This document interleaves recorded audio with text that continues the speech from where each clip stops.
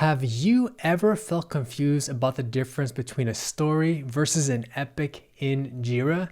In this video, I'm explaining what a story and epic is, share with you actual examples, and then how to implement this using Jira. If we're meeting for the first time, my name's Alvin, and I'm an engineering project manager, and it's so nice to meet you. Over the past few years, I've shared my journey on this YouTube channel with how I transitioned from engineer to project manager and became PMP, Scrum Master, and Agile certified. And I'm here to help you start and grow your career in project management. As we get into this, join me in the comments below. What questions do you have about managing user stories and epics? And what other questions do you have with using Jira? Let me know down below because I'm here to serve you and I just genuinely would love to hear from you. So first, what is a story in Jira? To explain this, let me share with you a real example. Let's say that you're leading a team to develop a new e-commerce shopping software app that allows customers to buy products from a physical store online. In your team, your product owner is the voice of the customer who breaks down the product, which in our case is a software app, into its requirements. What must the product do, or what features must it have to make the customer satisfied? So the product owner works directly with the customers, so the team has a better understanding on what requirements are the highest priority to develop and which ones will deliver the most value. For our shopping software app, features that are related to allowing a customer to check out their shopping cart would have a higher priority than a feature that's tied to sharing their wish list with their friends, just as an example. These so-called requirements are captured into what we call a user story. Plain and simple, a user story describes what the product must do from the perspective of a user. So with our e-commerce shopping software app example, we could write one of our user stories in the following way. As a customer, I want the app to run existing product queries so I can know the price of similar products. You'll see here that we write a user story with this format. As a user role, I want to achieve a goal so that a benefit can be achieved. The user story describes what feature needs to be created, but it does not explain how to actually do the work. Does that make sense? And the reason why it's written in this very simple way is so that it's easy for anyone to understand. You don't have to have a PhD, a master's degree, or be in a technical role to understand what a requirement is. It's a placeholder so that you can easily have a conversation about it with another person. Now let me give you a few more examples of other user stories from our software app. Here's our first one. As a customer, I want to search for items available in the store so I can find the items that I want to buy. Second, as a customer, I want to view my wish list so I can share what I want with other people. And third, as a customer, I want to cancel recent orders so that I can obtain a refund. The most important thing I want you to remember about user stories is that it's something that a developer can estimate and implement within the time period of one sprint, which in most cases is usually less than 2 weeks. So if a user story is going to take much longer than 2 weeks, then very likely the team incorrectly categorized it and it should have been classified as an epic, which we'll talk about shortly. To follow along with all the examples of user stories and epics that I'm sharing in this video, don't forget to download my free guide to learning how to use Jira. It contains all the data that I'm showing here. It's completely free, and you can download it at alvinthepm.com/free guide. Now, epics, on the other hand, are one level higher than a user story.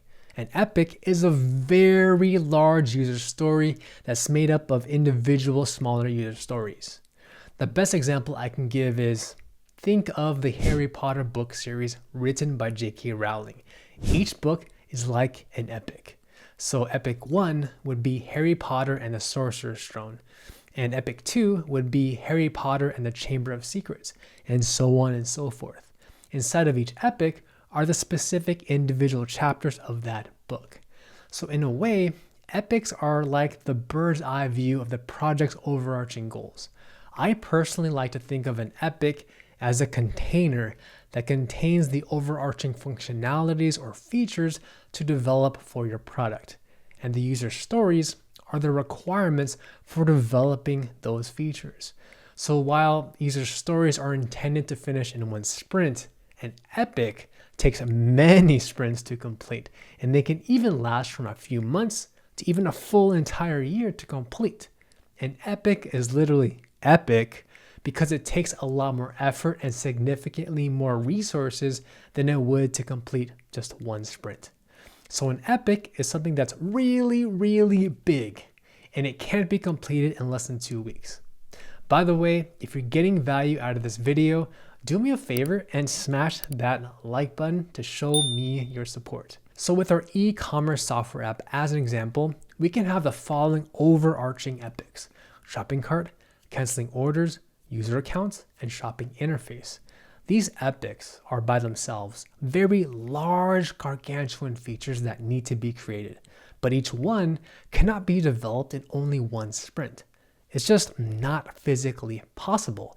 And so each epic is broken down into much more manageable, smaller user stories. And these user stories are worked on over the course of many sprints as the team works on finishing items in the product backlog per your project's roadmap. By the way, I do know that understanding this nuance between epics and user stories can feel kinda intimidating and confusing, especially if you're just getting started. I want to mention a valuable resource that I've personally used to get up to speed very quickly when I started my career as an engineering project manager. And that resource is this book called Essential Scrum by Kenneth Rubin. I personally read different chapters of this book, and it's helped me round out a lot of my knowledge in different areas of Scrum. So everything from user stories, managing the product backlog, and coordinating a sprint. Chapter 5 in the book especially goes into depth about how to manage your requirements and outlining your user stories. So if that's one area that you want a little bit better understanding, I'm sure a few sections from this book could clarify many topics about Scrum that you're struggling with. Check out my links down below so you can pick up a copy if you're interested. So we've explained the difference between a user story and an epic. Now let's dive into what it looks like inside of Jira. To follow along, make sure to sign up and create your free account with Jira using my link down below. One thing I do want to point out is that Jira calls user stories as a story. So you'll see that verbiage used when you're inside the Jira software. On my screen, I'm showing the product backlog of our example of an e-commerce shopping software app. And inside of this backlog, we can see all the different user stories that we've created to capture the requirements that our team must work on. On the top portion of the screen, you can see the stories which are planned to be a part of our 4th sprint, ESA Sprint 4. And on the bottom portion of the screen, you'll see all of the user stories that are a part of our backlog. If you click on one user story in the sprint, for example, let's pick this one, which says ESA-23, we'll see this screen pop up on the right-hand side. The user story says, as a customer, I want to view the price of similar items in the catalog so I can decide what to buy. If we scroll all the way down to the bottom, we see that there's a parent link to the epic that this user story belongs to. This specific user story is tied to the parent epic of shopping interface. So right away, the way that Jira shows your user stories and epics is with a parent-child hierarchical relationship. If we close out of this right panel by clicking on the X button at the top right, and you want to see all the epics in our project, then you can use a quick keyboard shortcut. Type the letter for E on our keyboard, and this will open up the epics panel on your left-hand side. We can see that we have 7 epics that are part of our project. We got shopping cart, canceling orders, user account, shopping interface, product search, loyalties program, and shopping location. Now, what's cool about Jira is that when you click on one epic, for example, let's pick the shopping cart epic, Jira automatically filters and it only shows you the user stories that are related to that epic. If you unclick that epic, then it removes the filter and it shows you all the user stories from your backlog. As another example, if we choose the epic for canceling orders, we'll see these two user stories appear that's part of our upcoming 4th sprint. So as you can see, Jira shows you the user stories which you'll be working on. To see the epics, you have to dig one layer deeper to see how they're all related together. Now, if you wanted to create an epic or a user story, then all you have to do is move your mouse to the top middle section and click on the blue Create button. You'll see this pop-up window appear.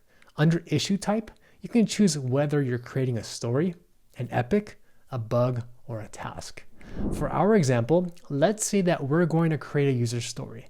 So choose a story for issue type. And underneath summary, let's type in the following into the summary box. As a customer, I want to preview my orders so that I can know I'm ordering the correct products. Under the parent field, let's choose the epic for shopping cart. I'll go ahead and I'll leave the description as blank. And for sprint, I'll select ESA Sprint 4. After we click on the blue Create button at the bottom right, our new user story will appear at the bottom of the sprint backlog. And in the third column here, we can see that this user story has been categorized under the parent epic for shopping cart.